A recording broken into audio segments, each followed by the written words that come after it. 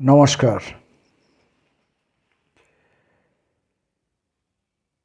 আমি সবসময়ই কথাকে খুঁজি। কথা কখনো সখনো আমাকে।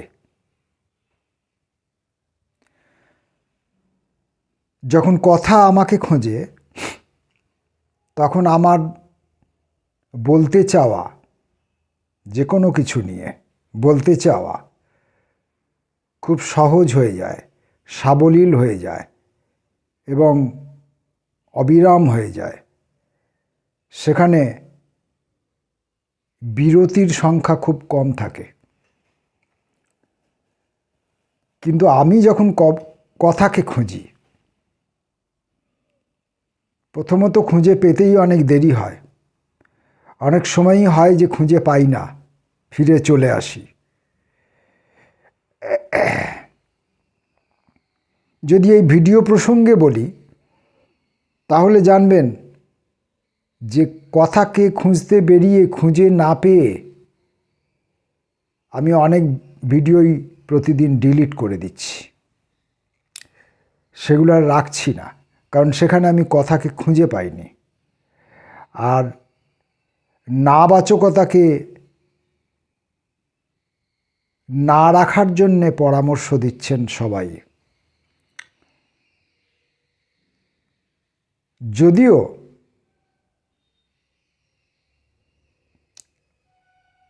আমি জানি সব নেগেটিভিটি সব নেগেটিভিটি বহন করে আনে না। সব নেতিবাচকতাই সবসময় চূড়ান্ত নেতিবাচক হয়ে ওঠে না। অনেক সময়ই নেতিবাচকতা থেকে ইতিবাচকতার যাত্রা শুরু হতে পারে। আবার অনেক সময়ই ইতিবাচকতা শেষ পর্যন্ত নেতিতে গিয়ে পৌঁছায়। এ আমাদের প্রত্যেকেরই জীবনের কম বেশি অভিজ্ঞতা। তথাপি এমনটা হয় যে আমি কথাকে খুঁজতে বেরিয়েছি, কিন্তু কথা আমাকে সেই দিন ধরা দিতে চায়নি। বিফল মনোরথ হতে হয়, চেষ্টা ব্যর্থ হয়। এবার অনেকে প্রশ্ন করতে পারেন, কিসের কথা? কথা আবার কি? তাকে আবার খুঁজতে বেরোবো কি? স্বাভাবিক জনজীবনে, সাধারণ জনজীবনে কথা খুঁজতে বেরোতে হয় না। একটি কথা আরেকটি কথাকে, আরেকটি কথা আর পাঁচটি কথাকে, আর পাঁচটি কথা আর 25টি কথাকে ডেকে নিয়ে আসে। কথার এই চরিত্র সম্পর্কে আমরা সকলেই কম বেশি অবহিত আছি। কথায় কথায় কথা বেড়ে যায়, আছে না? কথায় কথায় কথায় কথা বেড়ে যায়।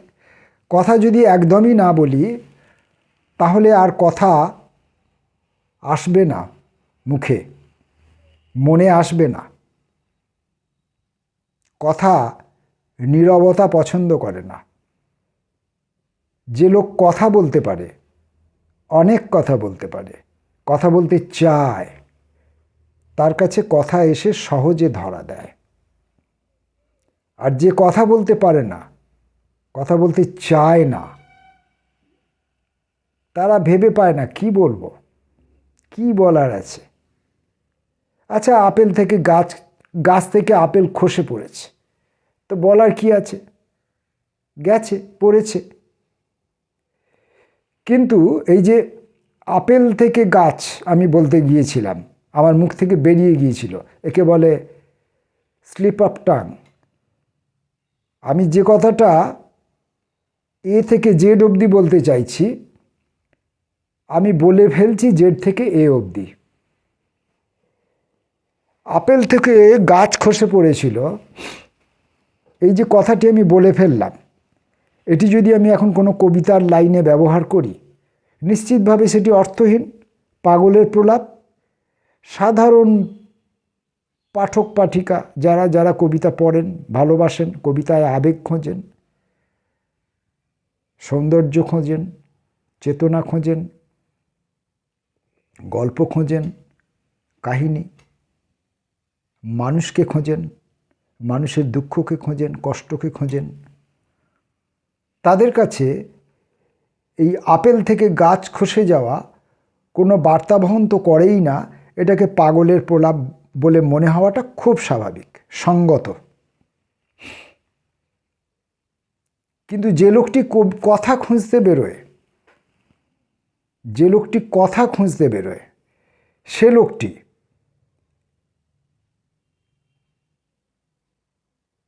সেই লোকটি স্টোভে গরম জল বসিয়ে ডিম সেদ্ধ করতে দেবার জন্য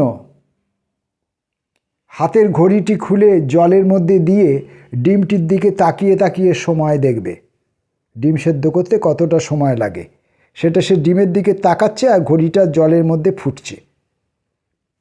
কারণ সে তো কথা খুঁজতে বেরিয়েছে, সে তো ডিমে ঘড়িতে পার্থক্য দেখছে না, ডিমে এবং ঘড়িতে সে নেই, সে ডিমেও নেই, সে ঘড়িতেও নেই, সে ধর্মেও নেই, সে জিরাফেও নেই। তাই তাকে বুঝে ওঠা আমাদের কর্ম নয়। হয়তোবা বোঝার কিছু নেই তার মধ্যে, তাই তাকে পাগল বলতে পারেন, অসুবিধে কিছু নেই, পাগল বলতেই পারেন। দক্ষিণেশ্বরের ভদ্রলোক কালীকে খাওয়াতে গেলেন, পুজো করছেন। তাঁর ধারণা ফল মূল মিষ্টি এ সমস্ত আয়োজন করেছি, ভবতারিণীর সামনে ধরেছি, মা ভবতারিণী তিনি তা গ্রহণ করবেন, সত্যিকারের গ্রহণ করবেন। যেমন কোনো মানুষের সামনে খাবার দিলে সে তা খাবারটি গ্রহণ করে, উত্তেজনায়, খাবারের একটা উত্তেজনা আছে খাদ্যের, সেই উত্তেজনায় সাড়া দেয়, খাবারটাকে গ্রহণ করে, এটাই তাঁর ধারণা।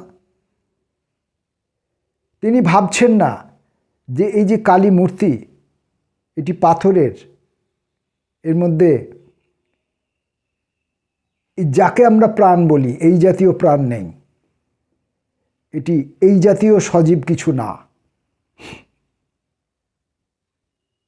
কিন্তু জৈন ধর্মমতে বলে পাথরেরও প্রাণ আছে। আমার ধর্মমতে যাবার দরকার নেই, আমি যদি বিজ্ঞানসম্মতভাবে ভাবি তাহলে প্রত্যেকটি জড় পদার্থের ভেতরেই প্রাণের রহস্য লুকিয়ে আছে। তবে না মাটি থেকে জল এবং খনিজ লবণ আহরণ করছে উদ্ভিদ, উপরে অক্সিজেন পাচ্ছে, সূর্যের আলো পাচ্ছে এবং সেটা খাদ্যে পরিণত হচ্ছে এবং সে একটি সজীব দেহ ধারণ করছে এবং অন্যান্য কিছু সজীব প্রাণীকে খাদ্য সরবরাহ করছে, যার সবটাই সজীব, জীবন আছে, জীবন জীবনকে বাঁচাচ্ছে।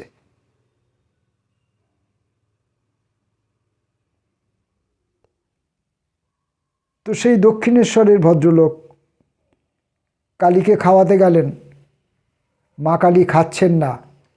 তিনি তখন ভাবলেন, মা ছেলে না খেলে মা কখনো আগে খায়? তার সংসারে, তার গ্রামের বাড়িতে এই অভিজ্ঞতা আছে, ছেলেদের না খাইয়ে তার মা কখনো খেতেন না। তাই তিনি ভাবলেন কালীও খাচ্ছেন না, ভদ্রলোক নিজে খাননি বলে। রামকৃষ্ণ মানে গদাধর, তিনি নিজে খাননি বলে হয়তো কালী আহার গ্রহণ করছেন না, তাই তিনি নিজে খাচ্ছেন আর খাওয়ার পর কালীকে খাওয়াচ্ছেন, খাওয়াতে চাইছেন। তো এটা যারা দেখলেন, অন্যান্য ব্রাহ্মণ যারা ছিলেন ওই মন্দিরে, তারা যখন দেখলেন, তাদের কাছে তো এটাকে পাগলবতই মনে হয়েছিল, হওয়া স্বাভাবিক, অন্যায় কিছু নয়।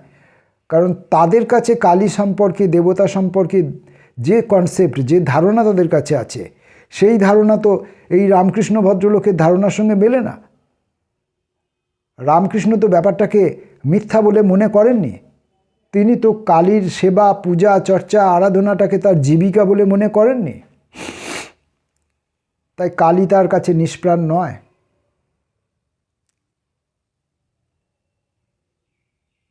নিষ্প্রাণ বলে আদতে কিছু হয় না। আজকে যে প্রাণীটি জীবিত আছে, যে গাছটি জীবিত আছে, যে মানুষটি জীবিত আছে, মরে যাবার পর মুহূর্তেই তো সে জড় পদার্থ হয়ে যাচ্ছে, সে মাটি মধ্যে মিশে যাচ্ছে, জল বাতাসের মধ্যে মিশে যাচ্ছে, তখন তো সেখানে আর প্রাণ নেই। তাহলে প্রাণ জিনিসটা কি? সম্মিলন, মিলিত হওয়া। এইটাকে একটু ডিপলি ভাবুন। আপনি মনমরা একজন লোক বসে আছেন চুপচাপ, আপনার মনে অবসাদ, ক্লান্তি, যেন আপনি মরেই গেছেন, আপনি মৃত। সেই সময়ে আপনার কাছে হঠাৎ আপনার এক প্রিয় মানুষ এসে পৌঁছালেন। প্রিয়জনকে দেখার পর আপনি কি আর মৃত থাকবেন? থাকবেন না। কারণ না, প্রাণে প্রাণে সম্মিলন। আপনার প্রাণ যাকে চাইছিল তাকে না পাওয়ার জন্য নিষ্প্রাণ ছিল, যখনই তাকে সে পেল, তার প্রাণও আপনাকে চেয়েছিল, আপনার প্রাণও তাকে চেয়েছিল। দুই প্রাণের সম্মিলনে জীবনের সঞ্চার হলো। আপনাদের ভাবনায়, আপনাদের চিন্তায়, আপনাদের কাজে কর্মে, আপনাদের সেই সময়টুকু যাপনের মধ্যে জীবন সঞ্চারিত হলো।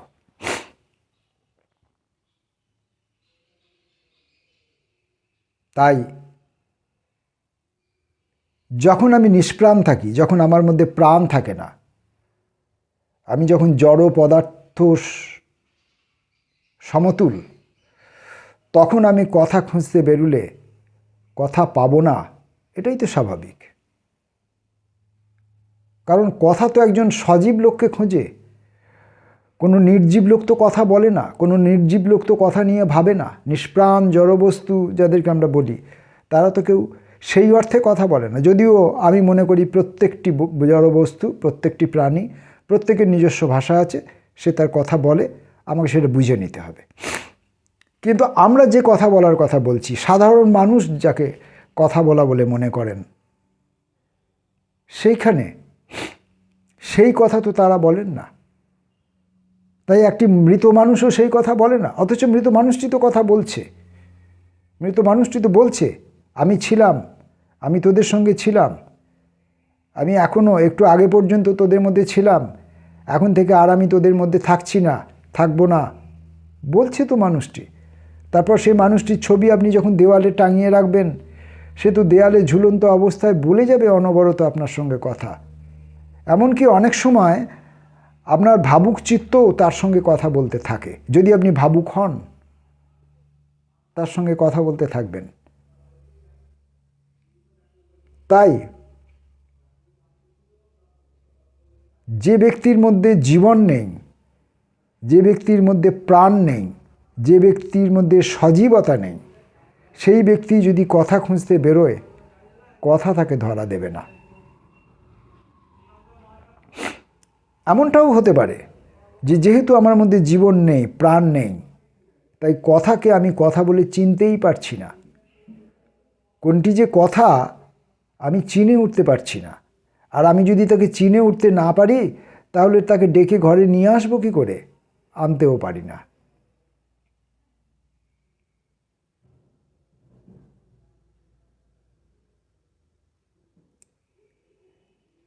এবং বিধ কথা মুখশুদ্ধি রূপে আজকে ছোট করে এখানেই শেষ করলাম।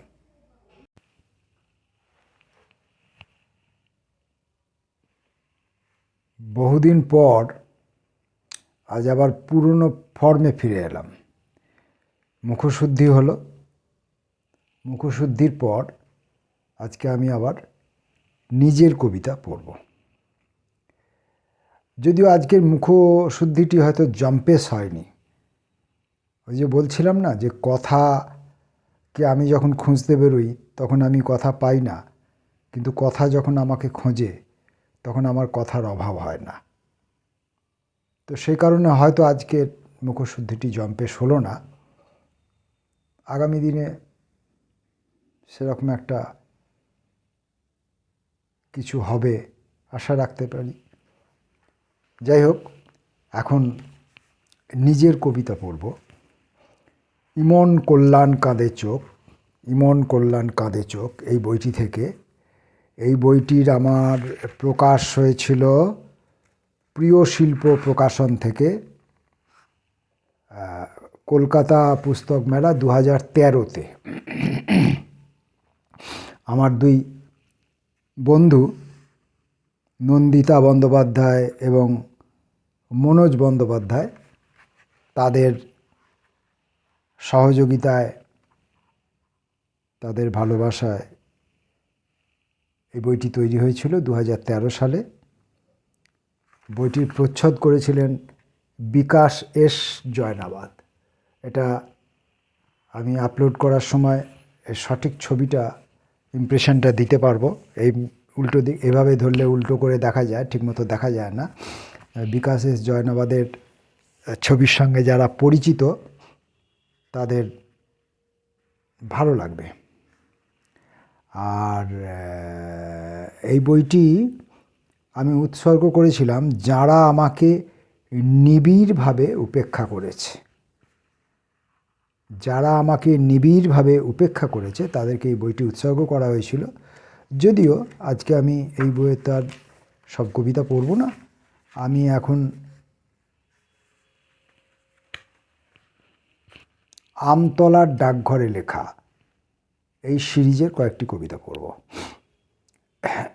আমতলার ডাকঘরে লেখা। আমতলার ডাকঘরে বসে থাকা অবস্থায় বা আমতলার ডাকঘরের সারাউন্ডিংসে ঘোরাফেরা করার সময় যে সমস্ত কথাদের আমি খুঁজে পেয়েছিলাম বা যে সমস্ত কথাটা আমার কাছে এসেছিল তাদেরকে নিয়ে যা লেখা হয়েছিল সেইগুলো থেকে আমি কয়েকটি পড়ব।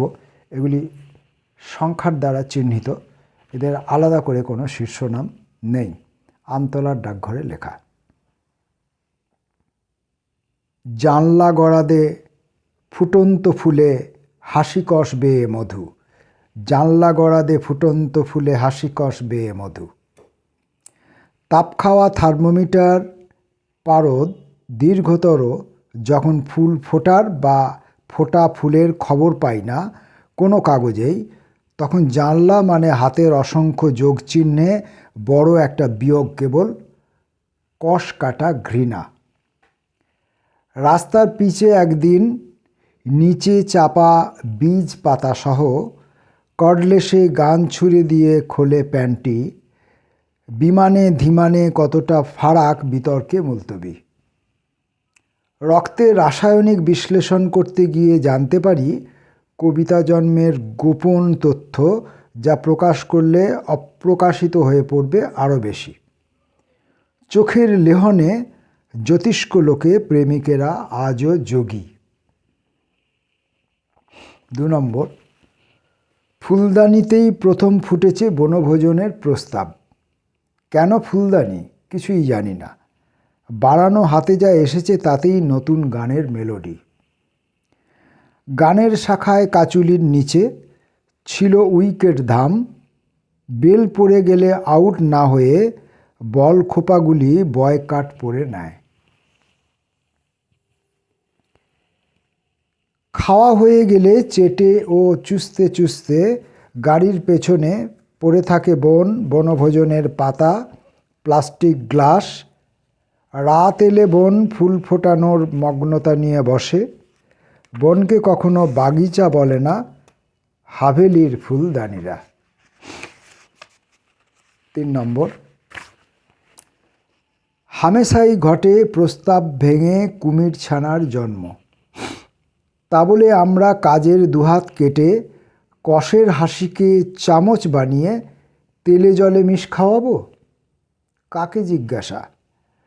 পায়ের নিচে যে গর্ত কেটেছি আমরা, গর্তরা টেনে এনেছে মতান্তরে। কোন শর্তের 2-4 লাইন লিখিনি কিংবা 2-1 ছত্র মনিটর স্ক্রিনে ভাসেনি। আজ আমরা ফের প্রস্তাব নিতে টেবিলে। টেবিল বলবে টেবিলের কথা, ঘড়ি তার কথা ঘড়িতে। তবু একগোছা তবু হাতে নিয়ে সুর থেকে গান ছেঁকে ছাঁচে ফেলে সন্দেশ করে খাওয়াবো। 4 নম্বর, ফাইল ওপেন করলে প্রেমের ফোল্ডারে অপশন, ফোল্ডার প্রেমের রং ছাই, ফোল্ডারে প্রেমের রং ছাই। রঙেরও অপশন আছে, ইচ্ছে মতো ইচ্ছে আছে। রং পুকুর ঠেলে ছবি একজোড়া চোখ, আমন্ত্রণী মৌচাক, একসঙ্গে লোভ আর ভয়ের রশ্মিতে ঝিকমিক। কবিকে কেরানি করে যারা তার বশ, তারা শুধু সস খেতে জানে। ম্যানুয়ালে সার্কুলারে শরীর ডুবিয়ে পাথর, হতভাগ্যদের জন্য প্রেম পরিচয় নেই বইবাজারে, লাইব্রেরিতে, অন্তর্জালেও। এইবার দক্ষিণের হাওয়া নিয়ে আসবে পরীর শরীর ঘ্রাণ, আলো বর্ণালী। আলো স্নান ছাড়া আর অন্য কোনো অপশন নাই। 5 নম্বর, এই ব্রহ্মাণ্ডে যত তৃষ্ণা আছে তা আসলে আমারই। এই এতটা তেষ্টা নিয়ে আমি তোমার সামনে, ঠিক কতটা জল তুমি দেবে, কতটুকু থাকবে শীতলতা, আমার জানার কথা নয়। আমি জল খেতে চাইব, মাখতে চাইব, ডুবতে চাইব, সাঁতরাতে চাইব, তা না থই অতলে। অথবা না হয় ডুবে যাব, ডুবে মারা যাব, মরে পচে গলে তোমার জলের মধ্যে মিশে যাব। জলাতঙ্ক রোগীরা তখন ঘেন্নায় ছিছি করবে, ঢিঢি করে রটাবে চারদিকে। আমার জলের ব্যবহার, জলের ভেতরে আমি ঘৃণ্য জীব আশ্রয় নিয়েছি। কোনোদিন অকস্মাৎ বজ্রপাতে আমার আকাশ তোমার পায়ের কাছে ভেঙে পড়বে চরম সাফল্যে। কেবল তেষ্টার কথা অসম্পূর্ণ থাকবে চিরকাল, ব্রহ্মাণ্ডকে ক্ষুদ্রতম করে। কেবল তেষ্টার কথা অসম্পূর্ণ থাকবে চিরকাল, ব্রহ্মাণ্ডকে ক্ষুদ্রতম করে। 6 নম্বর, এইবার শেষ হয়ে যাবে একটা অধ্যায়। যে গল্পের শুরু হয়েছিল গাছে গাছে জড়িয়ে থাকা পাইথন আর মহিলা হোস্টেলের পাশ দিয়ে গড়িয়ে যাওয়া ড্রাগের সুড়ঙ্গে, সেই গল্প শেষ হবার সময় অশেষ হয়ে যাচ্ছে সম্পূর্ণ ভিন্নতর এক মাত্রায়। এখন সেই সব পাইথনেরা মায়াময় হাতের বেষ্টনী, ড্রাগের সুড়ঙ্গ আজ প্রেমের ঘোরানো সিঁড়ি, যার বাঁকে বাঁকে জানা অজানা চির ফুটন্ত ফুল। এই গল্পের নাম ইঞ্জিনিয়ারিং কলেজ, যা এখন পলাশ ডালে বসে থাকা একটি টিয়ার লাল ঠোঁট থেকে অজস্র গোলাপে গেছে ভরে। লাল ঠোঁট থেকে অজস্র গোলাপে গেছে ভরে। তবুও অধ্যায়টি আজ শেষ হবার মুহূর্তে যা দীর্ঘমান, অশেষ কেবল। 7 নম্বর, প্রতিদিনই কাটতে হচ্ছে বাগানের মাটি একটু একটু। যতই কাটছি বেড়ে যাচ্ছে বাগানের ক্ষেত্রফল, আর মাটির নিচে থরে থরে সাজানো টাকার তোড়া। বাগানের মালি এবং মালিক, দৈর্ঘ্য এবং প্রস্থ, ব্যাপ্তি এবং গভীরতা সব কিছুই অভিন্ন। ঘাম ঝরে পড়লেই সবুজ তুলির টান, রং জন্ম। গাছেদের ডালে ডালে পেকে ঝুলছে গয়নাগাটি। দর্জি পাখিতে বাসা বাঁধলো, হোয়াইট ওয়াশ করলো, রং করলো, তারপর একদিন একটি মেয়ে ধান ছড়াতে ছড়াতে সেই ঘরে। যে মাটি কাটছিল সে মাটি কাটছে, যে টাকা তোড়া সামলাচ্ছিল সে টাকাতেই। রং তুলির পাখিটা এখনও রং তুলি। এটা একটা বাগানের গল্প, যেখানে বাগান বলে কিছু ছিল না কখনো কোনো দিন।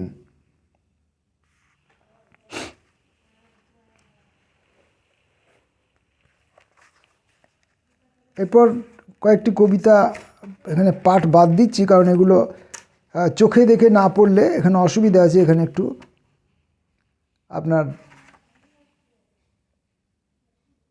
জ্যামিতিক